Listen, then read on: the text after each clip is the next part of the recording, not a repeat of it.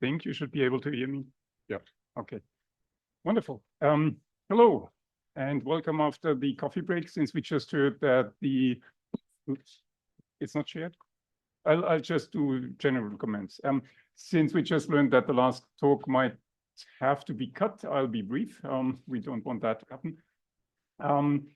I loved Ross' talk earlier about the danger and challenges of doing experimental work, and what about that? So in a sense, here we are doing something that is more like natural scientists, right? We have something that we find in nature, in this case, on an NVIDIA shelf, and try to understand it and try to coax it and get the most out of it. So nope, that's too far. The very high level challenge is to take an NVIDIA GPU and try to get the most out of it as we can. In a particular situation where, does that work? Yes, this does work. Where we are faced with a mixed workload, where we want to do both training and inference. And training in isolation is trivial. You throw jobs at the GPU and have that number crunch, and you are interested in throughput. And on the other hand, you might want to do inference. And again, in isolation, inference borders on the trivial. You just dedicate your resources to your inference jobs. You have your GPU sitting idly, waiting for an inference request, and then it does that with all its might and all its power, and you get low latency, right? It gets interesting when you want to combine those two. So I want to do something where I can have inference, and ideally I want to guarantee latency. Guarantee is a strong word, right? So sure, 99 or 95 percentiles, but still sort of I want to have nice latency properties, while still using the leftover capacity to do training, right?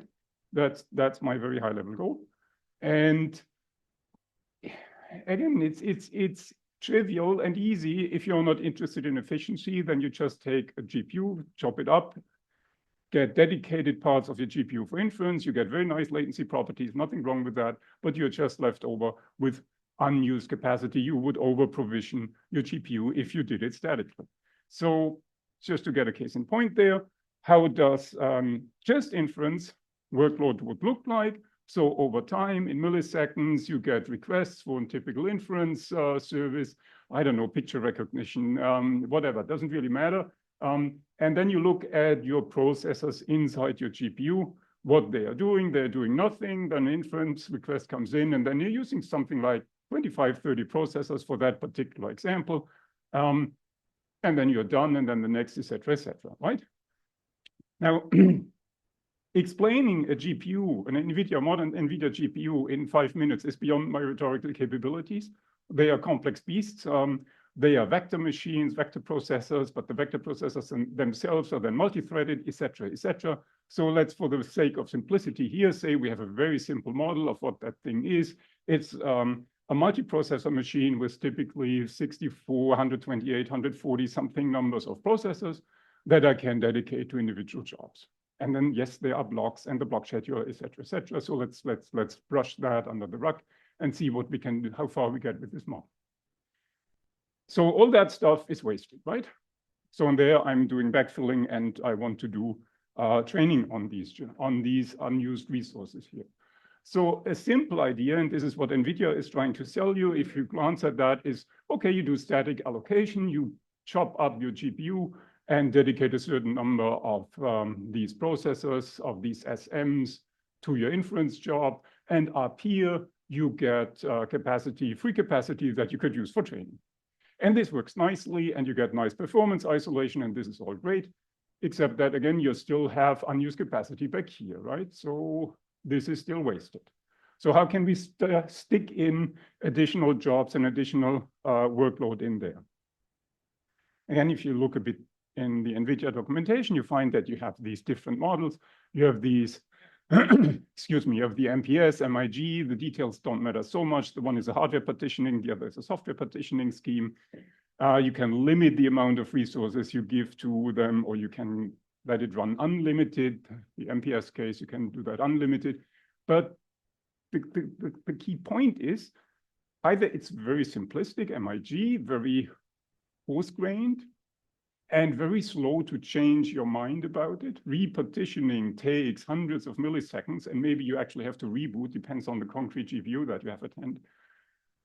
Or it's hard to control. The MPS stuff, there's a lot of stuff NVIDIA isn't telling you. There's a lot of stuff happening under the hood, so you have really, really bad control of what's going on there. So what I want is, of course, this, right? I want to have all my free resources used for something useful. No pre-allocation to my inference jobs. I want all of that to be available. Okay, so more specifically, what do I want? I want something that is applicable in practice. There are similar frameworks that do things similar to ours, but they actually need to modify and go into the source code of existing frameworks. For example, they have to modify PyTorch.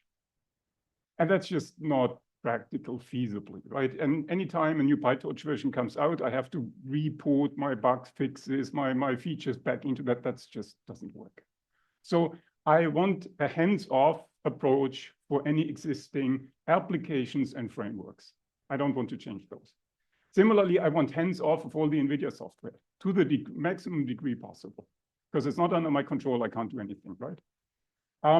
Ideally, I want to have everything online. I don't want to have to do an offline pre-profiling phase where I have to get an understanding of what these applications are doing, how they behave, et cetera, That would be nice. We don't quite make that. We have a very limited, small amount of profiling going on, but that happens at application startup. I'll go to that. First talk I ever give with piano in the background. That's lovely.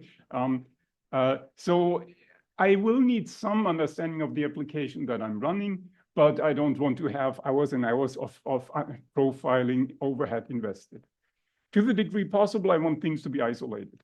I want to be able to give my performance guarantees to inference-style jobs without impacting the training jobs. And vice versa, in particular, running training jobs should not jeopardize my performance guarantees. And of course, low overhead, right?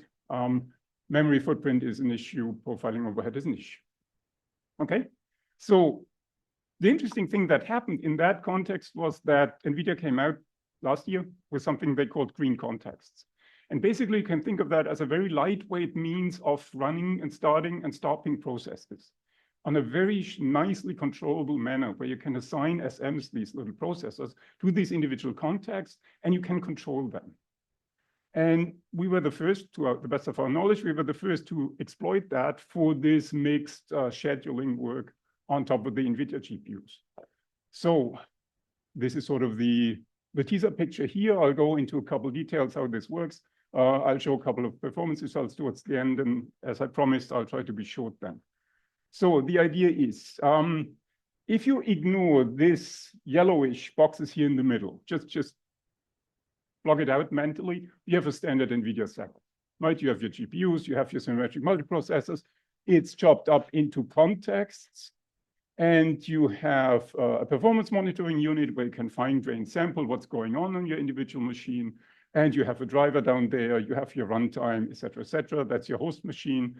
The runtime is what you typically talk to as an application program or as a PyTorch. You make calls to the runtime, which then talks to the driver, which then talks to the actual GPU. Okay. So where do you start? Where do you play with? As I said, my applications are hands-off. I don't want to modify those. I have no means to modify this. But what I can do, I can interject, I can interlocate myself between the runtime and the actual GPU. I can intercept all the calls that happen here. And that takes some fiddling.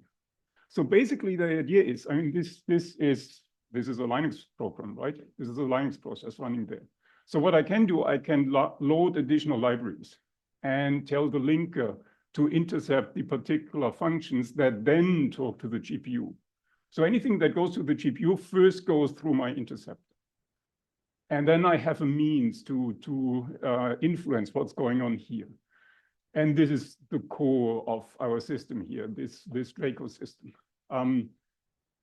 Yeah, let's dig a bit very quickly into the details. So we need to have something for these contexts. These contexts, as I said, are more an administrative hull. Think process, lightweight process.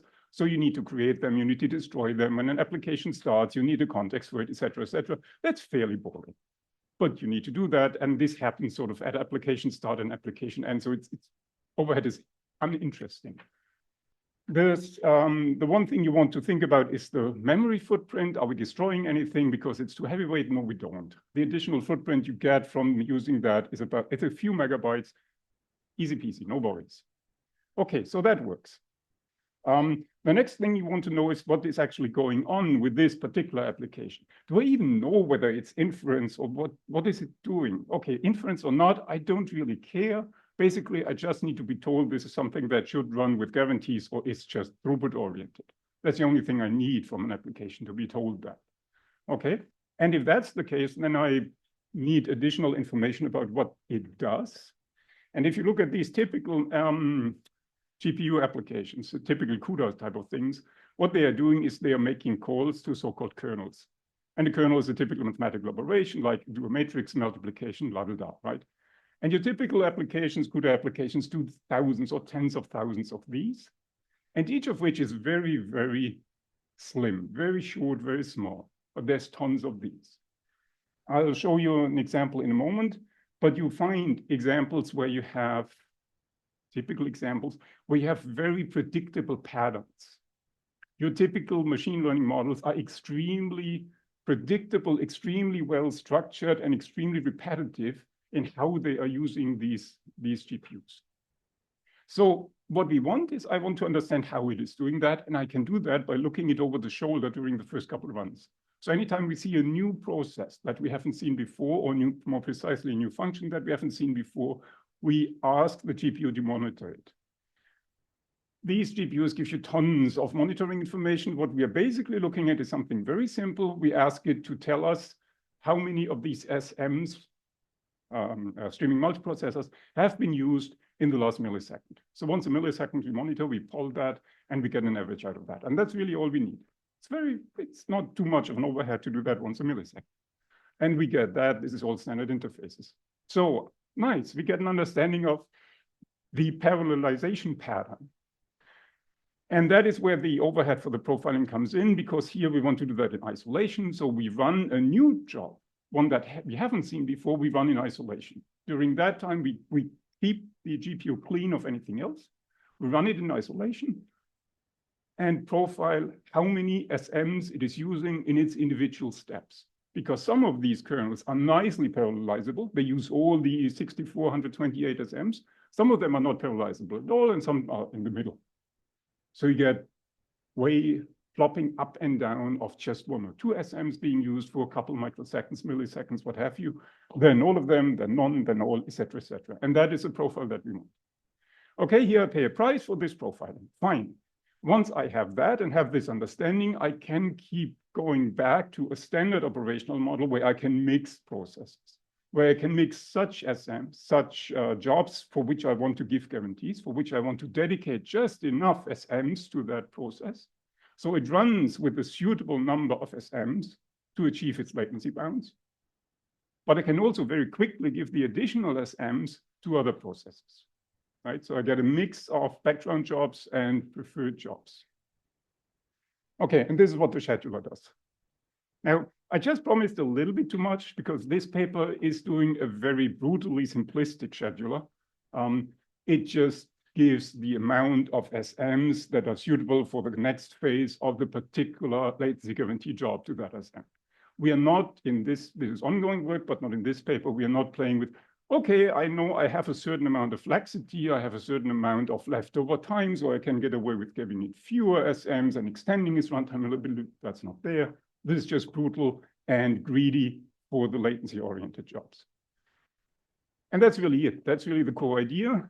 And the devil is in the detail, right? Doing that on PowerPoint is easy. Building that and implementing that takes a lot of fiddling and playing around with. And Theo, the PhD student who did the work and who could answer the questions, took him a while, right? Took him a while to intercept the NVIDIA calls, et cetera, but it actually does work. I didn't believe him when he came up with the idea, but it does work. So how do you evaluate that? We used A30s. It should work on any reasonably modern NVIDIA GPU. Volta and Neo should be fine.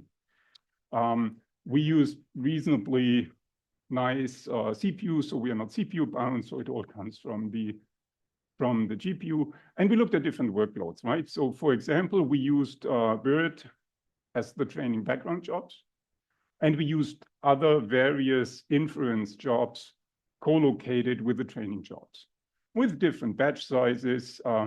Okay, what do I mean by batch size? An inference request comes in, I process it immediately, that's a batch size of 1. If I hold it back until a second comes in, that's a batch size of 2, and then I give 2 inference jobs to the GPU. Of course, I pay a latency penalty, but hopefully less context switch overhead, so hopefully more throughput, and I do that with various smaller and larger batch sizes. Okay, that's my batch size here. And I'll just concentrate here in the interest of time on one example. Other examples in the paper, of course. And let me skip the inter-arrival time discussion. So what you find is that for various versions of MPS, you get different properties. It's either, let me do that immediately. You want to be transparent, so you don't want to have to modify your applications. You want to be able to dynamically change your resource allocations, and it should be autonomous without manual fiddling of the resources that you give. It should automatically adapt to what's going on. So that's checks for our system, of course. And what you find in the end, you look at 2 metrics. You look at the inference latency that you get, more precisely the 99th percentile, for an individual inference request. And on the other hand, for the training jobs, you look at the throughput. How many of these training batches per second can I get done, right? And it's 2 metrics. It's not a parameter that you vary. So I want to have low latency and high throughput. So up here, I'm good, right? In a Pareto sense of multi-objectives. Okay, let's start with a simple example. The unlimited MPS. I just take MPS, let it run, confront it with these 2 types of jobs and see what it does. And I do that with a batch size of 1. I get something like a 35 millisecond latency from submission to reply. And while I'm doing that, I get a 1,500 batches per second from the training jobs. Okay, reference point, fine. What will happen if I make my batches larger? Well, of course, my latency will increase, sure. First has to wait for the second to come in, and that's where the particular inter-arrival time distribution matters, which in practice is heavy-tailed, if you believe the Azure guys. Sure, that will become bigger, but hopefully I get a higher throughput, right? Because I hold back the inference request, I keep the training jobs running without context switches, right? That would be expected. Turns out, not really. It's essentially flat, right? MPS cannot really leverage that reduced workload. Okay, fine. If you do it limited, if you manually control how many resources you give to the inference versus the throughput, the training jobs, you get a behavior like that. Again, batch size is larger, increases your inference latency, of course, but it actually also decreases your throughput. So this is really a terrible setup. And it's smaller inference latency, sure, because you have dedicated resources, but your throughput suffers. Okay, and guess what? Where is now the point for our system? Up on the left. So actually what this system manages to do is to get small latency at high throughput for the training job. So we don't have interference on the training jobs, but we still get dedicated resources for the inference jobs. So I think that's nice, in particular because it's really autonomous. There's no fiddling, there's no parameter setting, et cetera, et cetera. It works on its own. It tunes itself to the particular characteristics of your inference workload by paying that little overhead when it first sees a new type of job, where we have some profiling. And since we were talking so much about these profiles, let me show them. So these are the typical profiles you get from popular ML models, right? And I'm showing here over time, the SMs utilized by such a job, if I run such a job in isolation, right? So it's allowed to use all of them. This is the maximum degree of parallelization that you can get from any particular job. And you see characteristic spiky patterns, and they are extremely predictable. There's nothing changing. If you've done that 3 times, you know what's going on, right?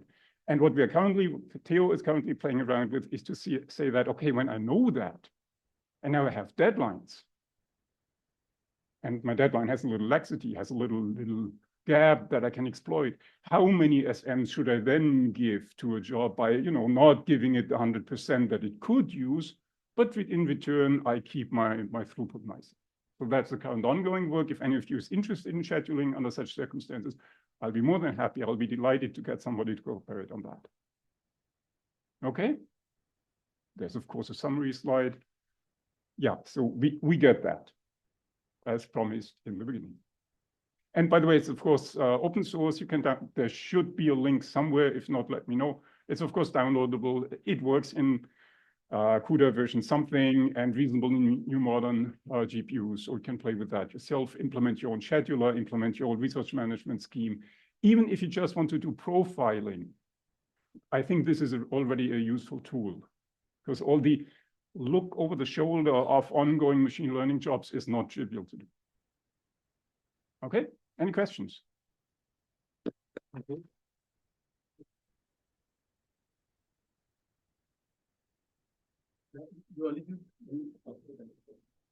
You alluded to heavy tail distributions at some stage. Could you elaborate a little bit on that? You alluded to non-exponential. Oh, yeah. It's the inter-arrival times. Yeah. This is for the arrival times, right? The inter-arrival times. Not for the size of the jobs. The jobs, there's not that many different types of jobs, right? There's a dozen, 2 dozen, 3 dozen types of jobs with a very predictable behavior, as I said. No, I was talking about the, where is it? I can't do with that. And basically what we are looking at there is something from published traces from Microsoft Azure,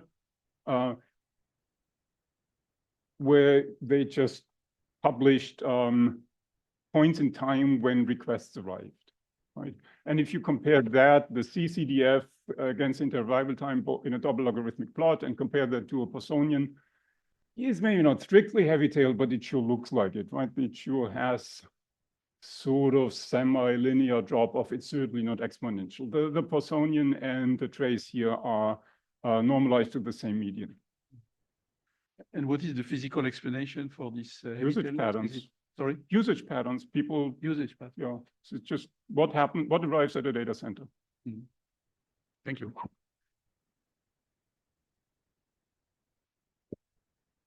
So you alluded to some of the work that you're looking at doing.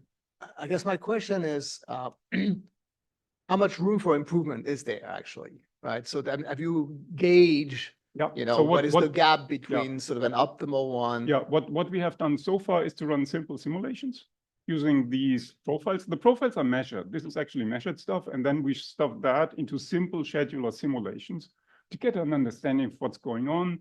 And basically, even if you use simplistic schedulers, like a tweaked EDF, you easily get a utilization improvement of about a factor of 2, which is not bad, right? So if I can get away with half the GPUs, somebody dropped the NVIDIA value by a couple of Nokias.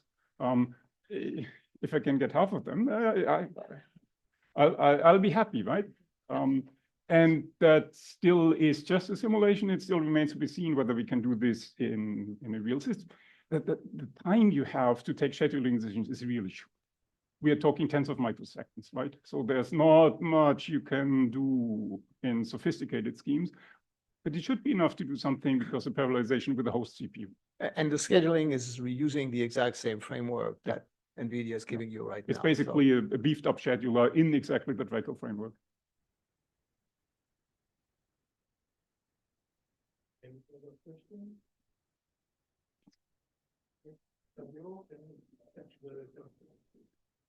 Oh, no. Excellent.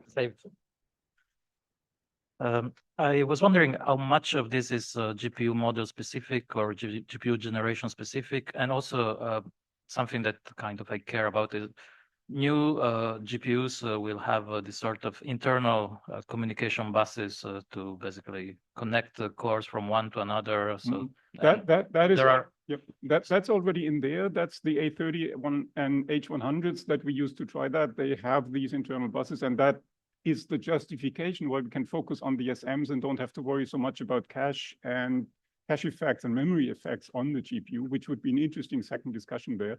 So basically, this is future-proof on the model starting from for the foreseeable future. For the foreseeable future, and what you can guess what NVIDIA is doing.